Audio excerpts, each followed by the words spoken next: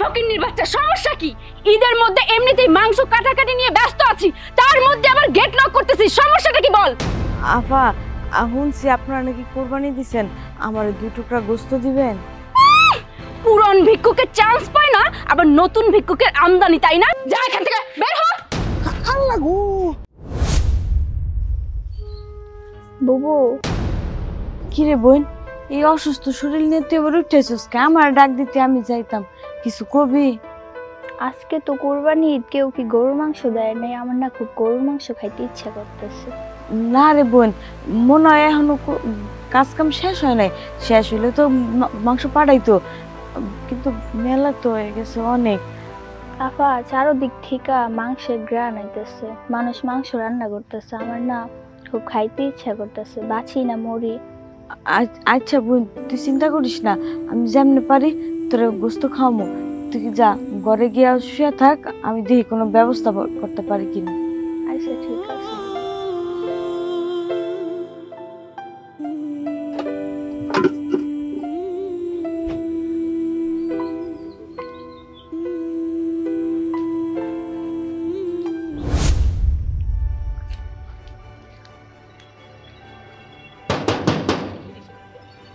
আফা, আফা, আফা বাড়িতে আছেন? এই ফকিন্নির বাচ্চা, সমস্যা কি?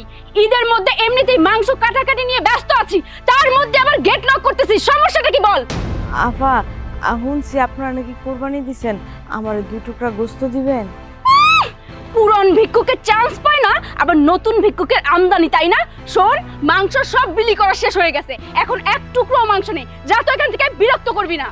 আফা, আপনারা তো অনেক বড় লোক, অনেক টাকা দিয়ে কোরবানি দিতে পারেন, আমগো তো টাকা পয়সা নাই, আমগো 2 টুকরা গোশত দিলে আপনাকে তো আর কমে যাব না, আল্লাহ আপনাকে দিচ্ছে আরও দেখ, দোয়া করি আপনারা সুখে শান্তিতে থাকেন, আমাকে 2 টুকরা মাংস দেন না আফা, 2 টুকরা মাংস দিলে আমি আপনার অনেক দোয়া দিব, আমার দোয়া আপনার অনেক কাজে লাগবো, আর আমগো মতো গরিব মানুষের যদি আপনারা সাহায্য না করেন তাহলে আমরা খামু কি?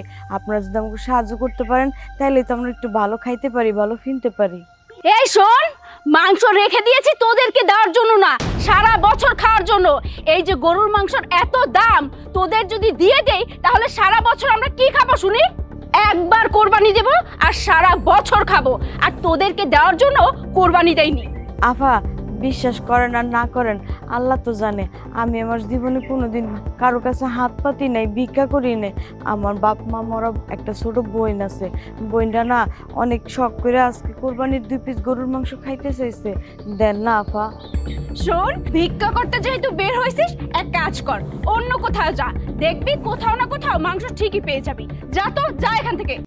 আফা, এমন করেন না, আল্লাহ আপনারা আরো দেখ, আসলটা পাইতে দিছে আফা, দেন না, আপনারা যদি আমাকে না দেন আমাকে কেডাই দিব কন?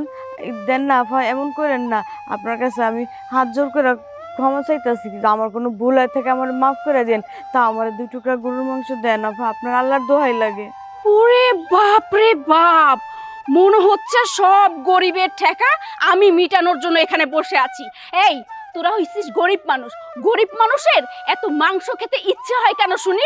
তোরা খাবি পান্তা ভাত আর কাঁচা মরিচ, এটা খেয়েই তোরা ঈদ পার করবি। এই, যা এখান থেকে, বের হ। আল্লাহ গো কি ব্যাপার, তোর এমনি করে ধাক্কা মারলো কে? কি করছস? খালা, আমি কিছুই করি নাই, ওই কুলসুমে না মাংস খেতে চাইছে, হের লেগে আমি ম্যাডামের কাছে 2 টুকরা মাংস চাইলাম, ম্যাডাম আমার এমন করে তারাই দিতেছে। মানুষ দিনস না, হ্যাঁ হ্যাঁ গো, বাড়িতে তো এই জিন্দেগি তো একটা টুকরা মাংস কাউরে দেয়নি, আর তোরে দিব 2 টুকরা মাংস। হ্যাঁ রে, কোরবানি দেওয়া হলো ফ্রিজের মধ্যে ঢুকাইয়া বছর বইরা গিলনে লিগা, কিন্তু তুই মাংস ঢুকাইতে পারিস কে মা? ওই যে কইলাম কুলসুমের অনেক অসুখ, 2 পিস মাংস খাইতে চাইছে, মাংস কিনা খাওয়ানোর টাকা তো আমার কাছে নাই, বাধ্য হইয়া ম্যাডামের কাছে আইছিলাম, কিন্তু ম্যাডামও আমার মাংস দিল না।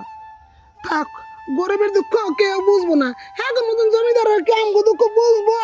হ্যাঁ গো কোরবানি কি হয়? হ্যাঁ গো কোরবানি জিন্দিগি তো কবুল হয় না আল্লাহর দরবারে, হ্যাঁ খালি নিজে গিলনের লেগা কোরবানি দেয়, বুঝছস? এই ফকিরের বাচ্চা, একদম চুপ। আসছে এক ফকির হয়ে আর এক ফকিরের ওকালতি করতে আসছে। এই, যা তো, এখান থেকে বের হয়ে যা, দুজনেই যা, গেটের সামনে অযথা ভিড় করবি না, যা। আই শুনেন, বাসায় ঢুকানোর লেগে আমরা গেটের সামনে বীর করিনি, বুঝছেন? আপনি মাতবরি করবেন, ঘরে যায় করেন, আমগুলোকে করার লাগবে না, এটা হচ্ছে সরকারি রাস্তা। আপনার সমস্যাটা কি? মা ধর, এই দেখ কত্থানি মাংস দিছে, 2-3 বাড়িতে দেখছস কত মাংস দিছে। হ্যাঁ গোর মাংসই কবুলিব। হ্যাঁ মাংস আমার সামনে দেখছি 3 ভাগ করছে, একটা আত্মীয় স্বজনের লেগে রাখছে, একটা নিজেকে লেগে রাখছে। আর দেখ এই যে 3 বাড়িতে কতটি মাংস দিছে। হ্যাঁ গোর কোরবানি হইব না তো কার কোরবানি হইব? হ্যাঁ গোর কোরবানি হইব। না না খালা, এটা তোমার মাংস, তুমি আমারে দিলে তুমি কি খাইবা? মারে আমি বুড়া মানুষ, এমনি হইব।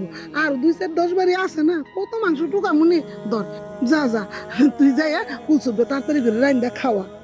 এই শোন, গেটের সামনে ঝামেলা করবি না, যা তো এখান থেকে, দুজনেই যা। দেখলেন মানবতা কাকে বলে? আপনাদের হয়তো অনেক অর্থবিত্ত আছে, টাকা পয়সা আছে, কিন্তু মানবতা বলতে যে ব্যাপারটা আছে সেটা ওদের মধ্যে আছে। একজন দরিদ্র বয়স্ক মহিলা যিনি কিছু মাংস কুড়িয়ে এনেছেন নিজের জন্য, সে এই মাংসটা আরেকজনকে দিয়ে দিলেন। আর আপনি এত বিশাল গরু কোরবানি দিয়েছেন, তার এক টুকরো মাংস মহিলা আঁচল পেতে আপনার কাছে ভিক্ষে করছিল, সেটা দিলেন না।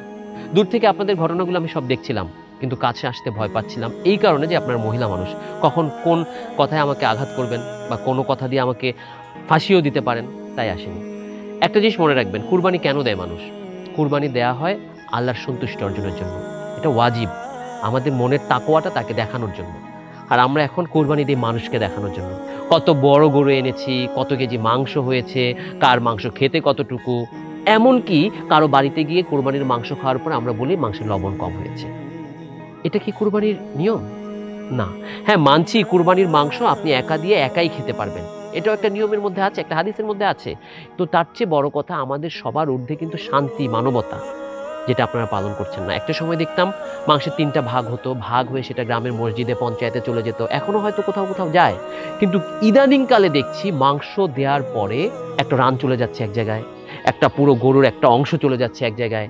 এটা যে ভুল হাদিসে নেই তা কিন্তু নয়, কিন্তু সবচেয়ে বড় কথা হচ্ছে ওই মাংসটা যদি আমরা সমান ভাগে বন্টন করি, তাহলে কিন্তু যারা দরিদ্র, যারা গরিব, যাদের আমিষের অভাব রয়েছে বছরের পর বছর, এই কুরবানির ঈদের জন্য তারা আশা করে থাকে যে একটা কুরবানির ঈদ আসবে এবং কিছু মাংস সে তার পরিবারকে নিয়ে খেতে পারবে, সেজন্যই কিন্তু কুরবানি ঈদ। আর আমরা কি করছি? ফ্রিজের ভিতর মাংস ভরে রাখছি, এবছরের মাংস পরের বছর খাচ্ছি। একটা মাংস কিছুদিন পরেই ফ্রিজে থাকলে না, ওটার আর ভিটামিনটা থাকে না, মাংসের টেস্টটা থাকে না। এই কথাটা বিবেচনা করে অন্তত কিছু মাংস দিতে পারতেন, তা করেননি। আপনারা আছেন শুধু আপনাদের ইগো নিয়ে, আপনাদের আভিজাত্য নিয়ে। এটা আভিজাত্য নয়, এটা মানসিক দীনতাহীনতা। বুঝতে পেরেছেন? এতই যদি দরদ থাকে তাহলে আপনি আস্ত একটা গরু ওনাদেরকে দিয়ে দেন, মাংস খাওয়ান। চল আয়।